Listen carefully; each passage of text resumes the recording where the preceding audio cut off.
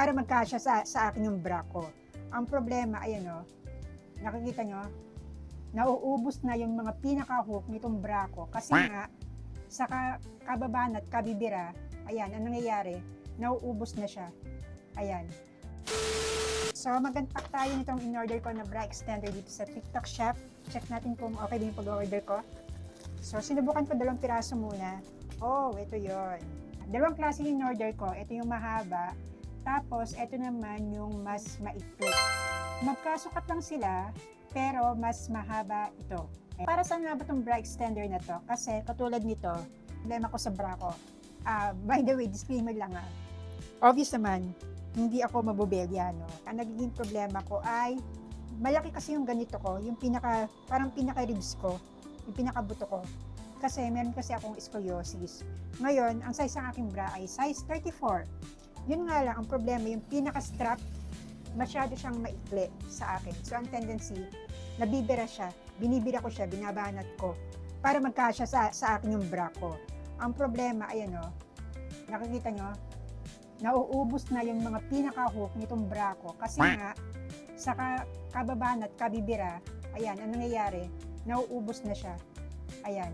So, kahit bago pa yung bra ko, ayan, hindi pa siya luma ha, okay pa yung foam, dito ako nagkakaproblema sa mismong strap ng bra ko kasi nga, ang ikli niya sa akin. Tapos, nung nakita ko nga tong bra extender, kaya naisip ko, try ko kaya mag-check out ako nito. At ayan pala siya. So, try natin dito. I-hook mo siyang ganyan. Mas maliit ito. Try natin itong isa. Ayun. Tapos, ayun siya. Lalagay natin dito. Kaya, hindi na siya mabibinat. Hindi na mabibinat yung bra. Hindi na mabibira. Ayan siya. So, try natin itong black. Ayun. Tapos, eto. Kakasya naman pala. Kakasya siya. Ayan. O, diba? Subukan natin dito. Ito yung pinakabagong bra ko ngayon. Yun nga lang. Again, problema nga dito. Yung mismo sa pinaka dito.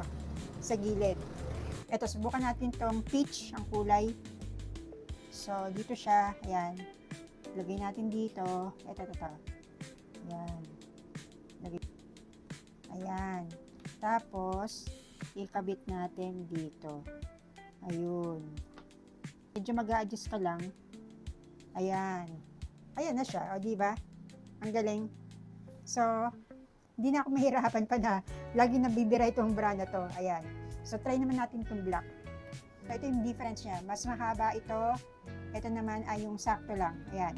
Pero meron siyang hook sa likod. Ayan. Pero silang merong hook sa likod. Ito yung sa harap. Ayan.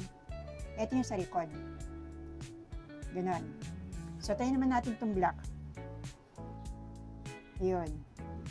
Tapos, ito naman yung pagsasabitan ng hook. Ayan. Ayan na siya. O, diba? Ang galing. Kung ang kulay ng bra nyo dark, mag-check out kayo ng black. Ngayon, kung gantong kulay, light color yung bra nyo, gamitin nyo, check out kayo ng gantong kulay. So, ilagay natin ito.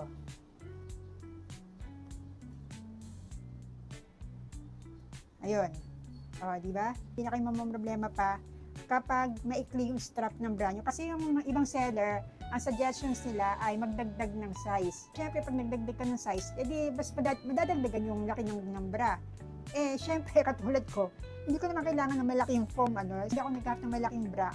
Ang gusto ko, yung di mahigpit, yung pinakaganto niya. Yun nga lang, dahil pare-pareho lang sila ng size. Kaya ang solusyon dyan ay, eto, yung bra extender. So, ayan siya. Nakabit natin tong bra extender ko dito sa black na bra ko. Ayan. Naubos na rin. Ayan. Natanggal na isang hook. So, ikabit natin to.